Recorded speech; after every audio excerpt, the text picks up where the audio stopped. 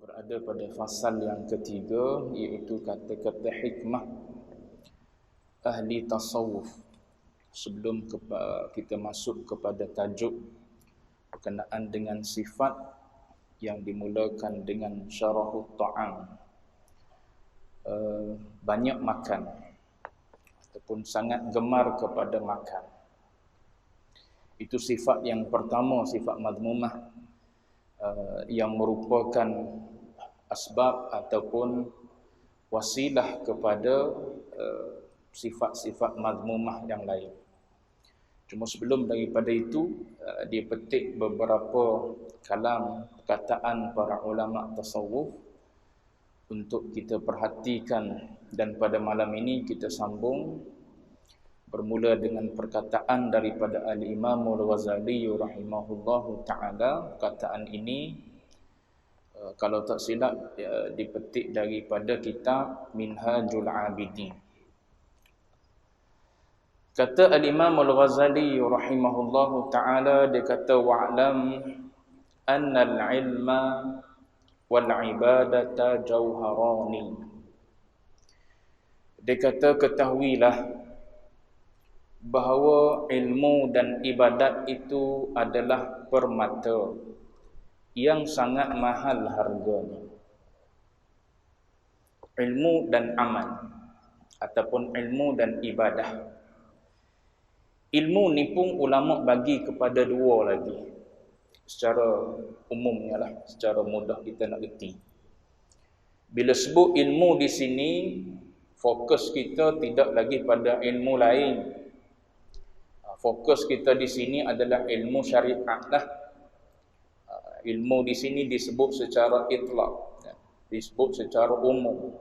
So bila disebut secara umum, idza utliqa insarafa ila al-kamil, dia mesti akan balik kepada makna yang paling sempurna, dan tak ada lah ilmu yang paling sempurna. Ilmu syariat lah, ilmu agama lah ilmu yang paling sempurna sekali.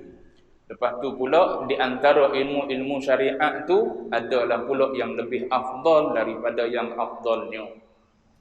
Tu berbeza-beza pula tahap ilmu syariat yang mana yang paling afdal sekali. Adakah dia ilmu fiqh? Adakah dia ilmu aqidah, ilmu tauhid? Adakah dia ilmu tasawuf? Adakah dia tafsir? Adakah dia hadis dan sebagainya lah. Banyak cabang lah pula dalam ilmu syariatnya. Cuma secara umumnya ilmu di sini ni ilmu syariat lah, bukan ilmu duniawi, bukan ilmu yang kita guna untuk buat kerja di dunia kita ni, tapi ilmu yang turunnya daripada Allah Ta'ala, ilmu yang berkaitan dengan syariat, datangnya daripada syariat, iaitu Allah Ta'ala. Baik. Jadi ilmu ni, kata Imam Al-Ghazali, adalah jauhar, adalah satu permata. Al-Imam Hasanul Basri rahimahullahu ta'ala mengatakan ilmu ni ilman. Ilmu ni pula pecah dua bagi Hasan Basri. Ilmu tu ilmu syariat dah, tapi bagi Hasan Basri, bagi dia dipecah dua pula, dibagi dua pula. Satunya dia kata al-ilmu bil lisan. Ilmu yang sekadar duduk di mulut ataupun duduk di lidah. Ilmu agama dah, tapi sekadar duduk main di lidah dah. Petah berbicara dengan ilmu agama, dia tak basyaral qalb. Dalam pendapat lain disebut oleh ulama, ilmu yang lam yubashir al-qalba. Maknanya ilmu yang tak menyerap di hati. Ilmu agama dah, mengaji ilmu agama dah kita, mengaji akidah, mengaji fiqh, mengaji tasawuf. Kalau kita ni jurus kepada ilmu tasawuf lah, ilmu akhlak. Tapi ilmu yang kita mengaji ni dia tak menyerap pada hati. Maka ilmu tu dia panggil ilmu bil lisan. Setakat mulut lah. Sedaklah duk buat, duk cakap pasal ikhlas. Orang dengar kita bercakap bab ikhlas. Bab ikhlas ni perbahasan dia dalam ilmu akhlak lah, akhlak batin. Amal kita ni pecah dua, amal zahir, amal batin. Ada baik zahir, ada baik batin. Ada apa? Ada baik zahir, ada jahat zahir, ada baik batin, ada jahat batin.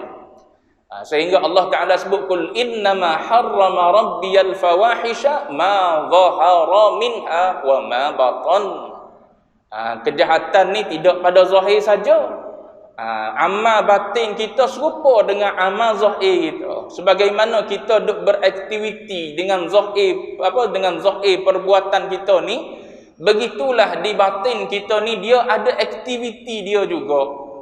Jadi aktiviti di batin tu juga ada yang baik, ada yang buruk. Jadi Allah Ta'ala sebut dalam ayat yang saya baca tadi, Allah Ta'ala mengharamkan ma zahara minha wa ma batan. Mana-mana perbuatan jahat yang zahir Allah Ta'ala haramkan. Mana-mana perbuatan jahat yang batin Allah Ta'ala haramkan. Dah kalau kita mengaji setakat fiqh, maka kita kenallah jenayah-jenayah zahir. Fiqh akan ceritalah pada kita apa kesalahan-kesalahan zahir. Apa jenayah-jenayah zahir yang kalau kita lakukan maka dia berdosa. Tapi dalam ilmu tasawuf membahaskan persoalan jenayah-jenayah batin. Apa yang batin kita buat jadi dosa. Sehingga kan dosa tersebut Allah Ta'ala tak nak pandang pada kita. Dia khalik kita tapi dia tak nak tengok pada kita. Sebab apa? Jenayah yang kita buat tu besar sangat. Tak layak muang buat jenayah ni. Ni jenayah ni sangat-sangat besar sampai peringkat Allah Ta'ala tak pandang. Apa benda jenayah tu dia akan cerita depan nantilah. Bila dia cerita bab sifat-sifat mazmumah. Cuma kitab ni dia cerita ringkas-ringkas sangat. Pendek-pendek je. Nak pergi lebih panjang lagi gak, kena buka kitab lain lah pula. Tuan-tuan kena mengaji kitab lain pula. Baik. Jadi Hasan Basri, Al-Imamul Hasan Al-Basri rahimahullahu ta'ala, dia kata ilmu ni satu al-ilmu bil lisan. Ilmu setakat duduk di lidah. Sedap bercakap dengan ilmu. Kita duduk buah kadang-kadang ilmiah, kita buah tu. Kita bercakap tentang ikhlas, katakanlah dalam tajuk kita ni kita bercakap tentang ikhlas, kita bercakap tentang sabar, kita bercakap tentang takwa, kita bercakap tentang wara', kita bercakap tentang apa? Semua mahmudah ataupun mazmumah kita bercakap. Kita bercakap bab sabar, kita sendiri pun tak sabar. Maknanya ilmu tu ilmu bil lisan, ilmu yang duduk di lisan baru.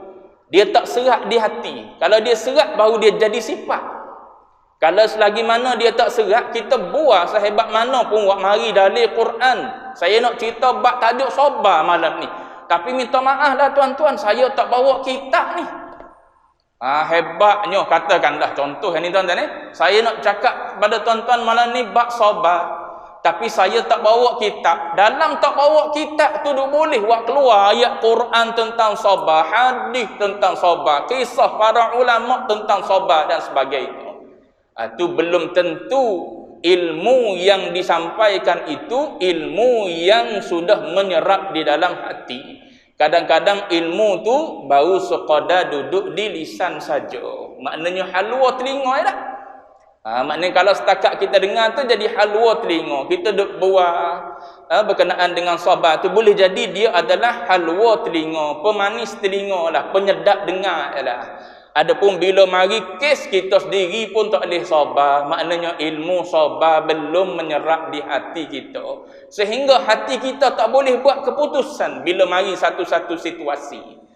Mari situasi-situasi tertentu hati kita tak boleh nak buat keputusan supaya sabar. Sampai peringkat orang boleh tengok kita bertindaklah bukan dengan mata saja, bahkan boleh jadi dengan perbuatan.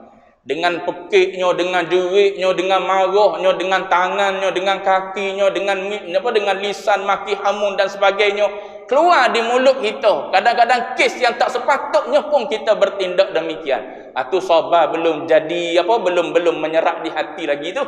Dia baru sekadar duduk di lisan saja. Jadi ilmu yang setakat duduk di lisan ni ghair nafi', dia tak bermanfaat. Tak ada faedah apa setakat bercakap saja bab sabar. Dia kalau kita tanya bini dia dalam rumah tangga tak ada lah sabar dia. Bini takut sebab panah baran dia lah. Anak-anak takut sebab panah barang dia lah. Tapi di masjid jaguh dia bercakap bab sabar. Macam mana dia agamawan duk cerita tentang tasawuf. Dia lah orang yang paling jaguh sekali seolah-olahnya bercerita tentang akhlak hati. Tapi kalau kita tanya bini dia agak, kita di rumah agak takut tiap-tiap masa. Nak buat apa-apa pun beringat. Sebab apa? Panah barang dia. Silap letak barang sikit, kena marah. Silap itu sikit, kena marah. Silap benda kecil-kecil, marah. Boleh jadi rumah tangga gitu kadang-kadang. Jadi, setakat duduk di lisan, ilmu tu tak memberi manfaat. Dia nak al-ilmu bil qalbi. Itu kata Hasan Basri. Yang keduanya ialah ilmu bil qalbi. Ilmu yang duduk di dalam hati kita. Maknanya yang dah menyerap masuk dalam hati kita. Bila masuk duduk dalam hati kita, maka kita akan jadi, kalau kita ambil contoh sabar tadi maknanya kita boleh sabar dalam semua keadaan. Tuan-tuan boleh baca kisah para nabi, macam mana bahasa yang digunakan oleh nabi-nabi walaupun mereka diuji sehebat-hebat ujian. Nabi Allah Yusuf alaihi salam dibuang oleh adik-beradik sendiri. Nabi Allah Yaqub seorang ayah yang suruh jaga adik dia ataupun jaga anak kesayangan dia, tak jaga, bahkan buat khianat. Macam mana tuan-tuan baca dalam surah Yusuf ayat bahasa yang keluar daripada mulut Nabi. Qala la tathriba alaikumul yaum. Sejahat mana dia duk buat pada adik dia jawab gitu je, hari ni tak ada caci celah apa, aku maaflah kau. Tak ada nak balas apa, tak ada. Tak ada mikir aku nak balas balik lah, aku dah pegang kerajaan Mesir dah ni, aku jadi orang besar dah di Mesir ni, patutnya aku tak bagi makan padamu biar lapar itu. Aku nak bagi makan duit, aku nak bagi makanan ni hanya untuk ayah je. Sebab apa? Ayah je baik dalam keluarga kita. Tak ada. La tasriba alaikumul yaum. Bahkan Nabi Allah Yaqub saat anak dia pergi menghadap, minta tolonglah ayah, minta ampun bagi pada Allah Subhanahu wa taala bagi pihak kami. Ya, sa'astaghfiru lakum rabbi. Aku akan minta maaf bagi pihak kamu kepada Allah taala. Tuan-tuan boleh baca kisah bagaimana Rasulullah memaafkan sesiapa saja. Tuan-tuan bacalah, ini bahasa daripada nabi-nabi. Siapa di kita tak ada bahasa tu, tuan-tuan? Tak ada bahasa maaf ni. Tak ada bahasa apa? Bahasa bertolak ansur, bahasa bertasamuh ni, tak ada itu. Tu yang kadang-kadang rumah tangga tu tak aman.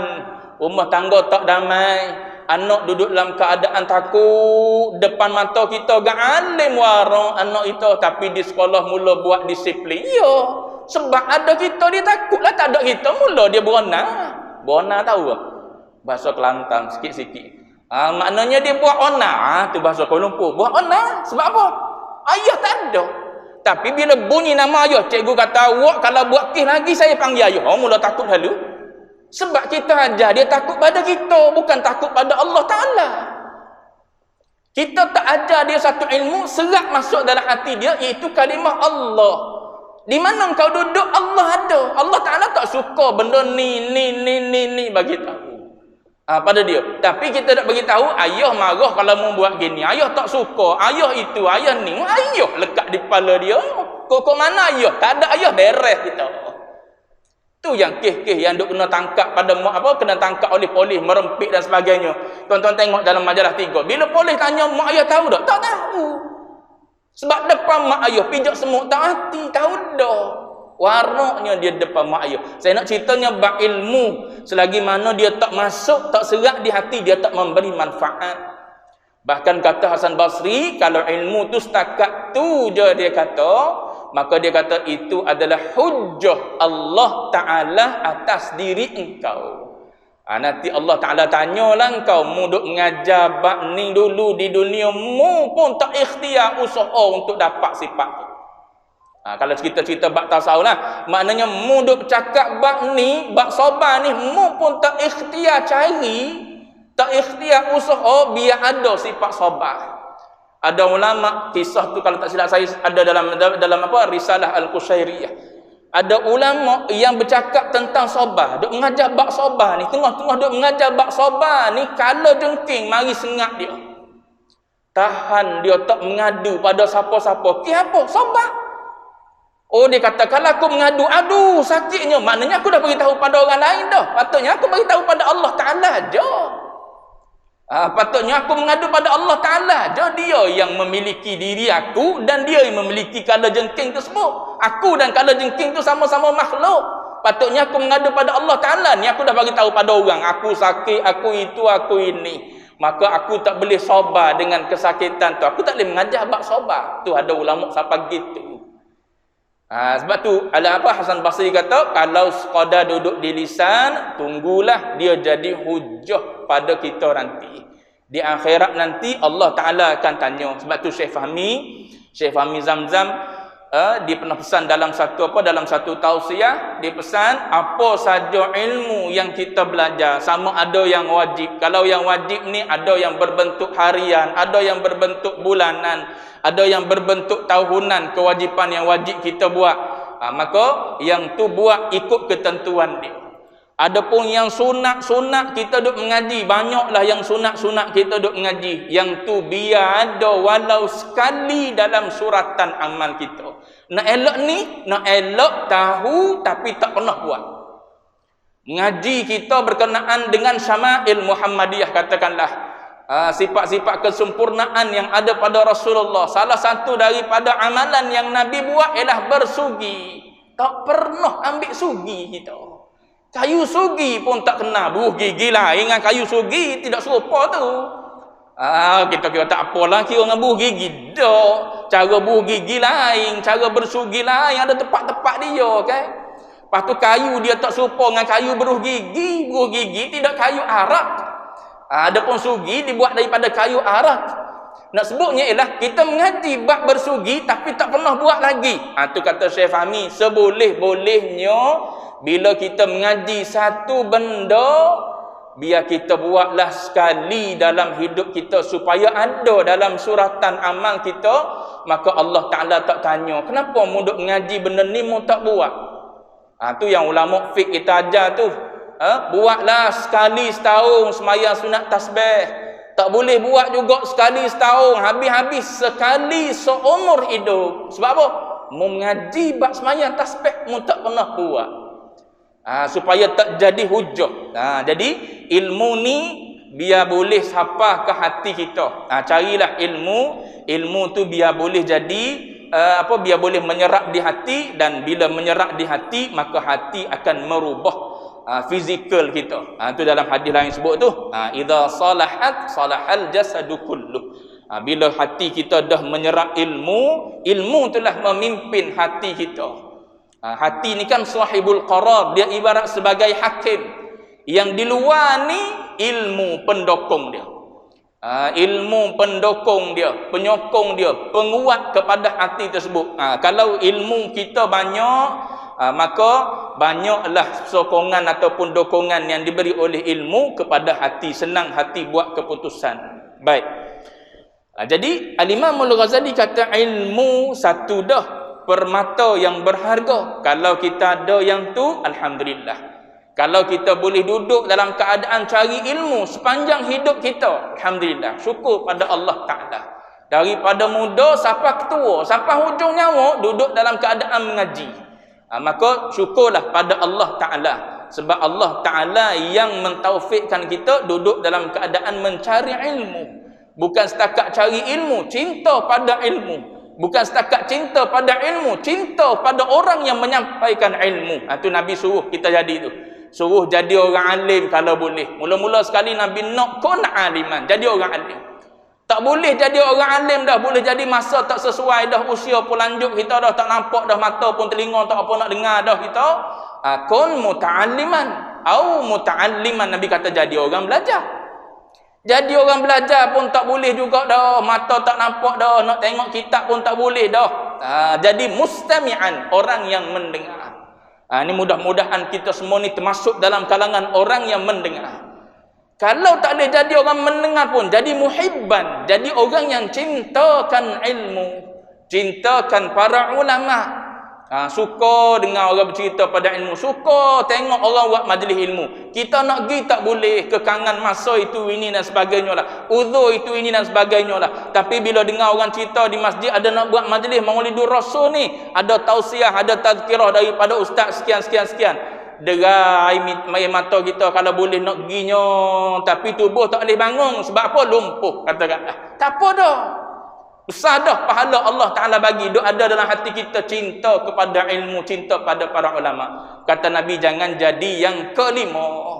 Yang kelima, sebab tak ada alim tidak kita, mengaji pun tidak kita, mendengar pun tidak kita, cinta pada ilmu dan ulama pun tidak kita. Yang ni kata Nabi, fatahlik, binasa orang ni. Rosaklah orang ni, punahlah orang ni. Di dunia pun punah dia, di akhirat lebih-lebih lagi lah. Bila hidup tak berpandukan pada ilmu, pasti amal tak ada. Pasti amal tak ada. Lepas tu bila tak ada ilmu, pasti jatuh pada maksiat. Sebab tak ada panduan. Bila tak ada panduan, pasti kita jatuh pada maksiat. Yang kita tak buat maksiat ni sebab ada panduan agama. Daripada mana? Daripada ilmu yang kita mengaji. Baik. Jadi ilmu tu satu dah, kata Imam Ghazali, dia adalah permata yang sangat berharga. Simpan elok-elok ilmu tu. Yang kedua, wal ibadata jauharani. Dua-dua tu ibadat satu lagi. Lepas boleh ilmu tu pula bawa kita jadi untuk beribadat pada Allah. Yang ni syukur banyak-banyak. Tahu tentang semayang sunat, katakanlah, usaha kita untuk buat sedaya upaya kita. Tahu fadilat semayang sunat sebelum Zuhur 4 rakaat, besar pahala dia. Semayang sunat lepas Zuhur 4 rakaat, besar pahala dia. Maka ikhtiarlah kita nak buat. Tak boleh buat 4, buat 2 pun tak apalah dulu peringkat awal. Bila dah buat 2, lekat dah 2, rasa nak tambah lah, tambah pula. Tu ilmu yang bawa kita pada amal. Dia tak nak ilmu tahu. Kita tahu ada semayang sunat ni sebelum Zuhur, tak semayang kita. Kita tahu ada semayang sunat lepas Zuhur, tak semayang juga. Kita duk pegang apa? Sunat je. Tu perangai kita. Perangai kita tu sedang molek. Sedang molek dengan kita malas dah. Kalau kita malas dah, kena pula orang mari bagi tahu pada kita sunat je. Sunat je, kena lalu kan nafsu kita malas dah, kita ambil wajib lah. Dah, orang yang berilmu ni hidup dengan beramal. Orang yang berilmu, tok guru, tuan-tuan tengok, hidup dengan amal, bukan dengan mengajar saja. Dia mengajar tu kerja amal dia dalam dari sudut mengajar. Amal dia kita tak nampak kadang-kadang di masjid surah, tapi di rumah masya-Allah beramal. Khatam Quran boleh jadi sebulan sekali. Khatam Quran boleh jadi 2 kali sebulan boleh jadi. Kita duk tahu fadilat baca Quran, baca dak kita. Semuka pun dak sehari. Separuh muka pun kadang-kadang payah nak boleh. Bila kita tahu kelebihan baca Quran, ikhtiar, cari jalan usaha untuk boleh baca Quran biar habis. Satu muka paling tidak 1 hari. Awak comel lagi gak biar habis lah juzuk sehari ko. Habis bulan apa? Ikut bulan Islam. Malam ni malam 30 Safar. Esok khatam juzuk juzuk 30. Malam esoknya 1 Rabiul Awal kita start balik alif lam mim dzalikal kitabul la raiba fi. Lepas tu Safar 30 ataupun Safar 29. Bulan tu 29 je. Yang hujung tu 2 juzuk. 2 juzuk. Maknanya sebulan khatam sekali. Sebulan khatam sekali. Kita create dalam hidup kita, hujung bulan adalah waktu yang paling mustajab doa. Sebab waktu khatam Quran. Kita nak ambil bila waktu khatam tu? Lepas asar katakanlah, ataupun lepas maghrib kau tak kisahlah. Yang penting saat kita khatam itu adalah saat yang paling mustajab doa. Minta dengan Allah Ta'ala. Allah Ta'ala kabul. Tu kita create suasana tu. Kita bentuk, kita bina. Dengan sebab kita tahu baca Quran pahala sangat-sangat besar. Kita tak duduk dah dengan apa, dengan hukum sunat dia baca Quran, yang wajibnya Fatihah aja. Orang nak beramal tak duduk situ. Dia akan berusaha dan berikhtiar untuk beramal walaupun amalan tersebut amalan yang sunat. Yang wajib semua orang buat, baki lagi yang sunat yang membezakan darajat itu. Lepas tu di antara yang sunat pula orang ni sempurna buat dia. dengan tertibnya, dengan terningnya dan sebagainya lah. Kita buat gopoh gapo. Kita dengan dia beza dah dari sudut darajat amalan tersebut. Baik. Mana tadi? Jadi ilmu dan ibadah ni kata Imam Al-Ghazali, kalau kita boleh dapat dua ni, maka jaga elok-elok sebagaimana kita jaga harta benda lah. Sebab dia diumpamakan seperti permata tu. Sebagaimana kita jaga permata yang berharga emas 999 kok. Ada kan? Ke 996? 919. Saya bukan reti bab emas ni. Cuma kan bila kita ada emas, kita tahu emas tu barang berharga, maka kita tak letak sembarangan. Kita akan simpan di tempat yang selayaknya. Begitulah. Bila kita boleh ilmu pula mendorong kita untuk beramal ibadat. Jaga ilmu dan ibadat tersebut, jangan dia jadi makin tak ada. Dia kadang-kadang dengan sebab dosa dan maksiat yang kita buat, kita jadi makin malah untuk beramal. Jadi makin malah. Macam kita sekarang ni lah. Kondisi ataupun situasi kita sekarang ni, malah dah nak mari masjid. Sebab lama sangat tak mari masjid. Jumaat pun orang jadi malah dah nak mari. Biarlah, dia kata bukan boleh muat lagi pun. Tak muat apa masjid buka belaka dah. Kita je tak teracuba. Waktu tak buka tu pun tuan-tuan kalau pergi cari ada bertemu. Saya pergi cari ada bertemu masjid saat tak buka boleh sembahyang masuk. Ada jemaah sendiri cerita, AJK sendiri cerita, kita buka je ustaz. Dia kata setakat orang nak masuk, siapa keluar daripada surau pun kita bagi ustaz. Saat PKP tu. Orang duk buat itu. Maknanya kalau kita pergi cari ada rezeki. Paling tidak itu kita dapat pahala. Allah Ta'ala tengok usaha kita keluar pergi cari tu. Ni dak kira tak ada lalu dah itu. Kira mudah-mudah. Padahal AJK masjid siap siapa keluar tu. Tampal apa stiker nak suruh kita tahu duduk tepat di mana-mana. Siapa keluar? Ada masjid mula-mula tu kunci dululah. Sebelum orang iqamat. Sebab apa? Nak tunjuk ni SOP, takut-takut ada orang mari melawat. Tapi bila dah iqamat kita buka seluas-luasnya ustaz. Dia kata sebab apa? Orang dah mari dah nak semayang, takkan kita nak suruh dia balik. Tu orang berusaha nak suruh mari semayang berjemaah, semayang Jumaat, kita duduk di rumah. Kira apa? Kira nak tunggulah dulu, jarak tak ada dah, duduk semayang rapat-rapat dah, boleh muat ramai baru kita pergi. Tu kalau duduk gitu mati dulu baru tahu. Takut mati mari dulu je, sebelum dirapatkan saf kita mati dulu. Nyesal tak sudah. Jadi dia ada usaha untuk beramal. Jadi kalau boleh jaga ilmu dan ibadat tu.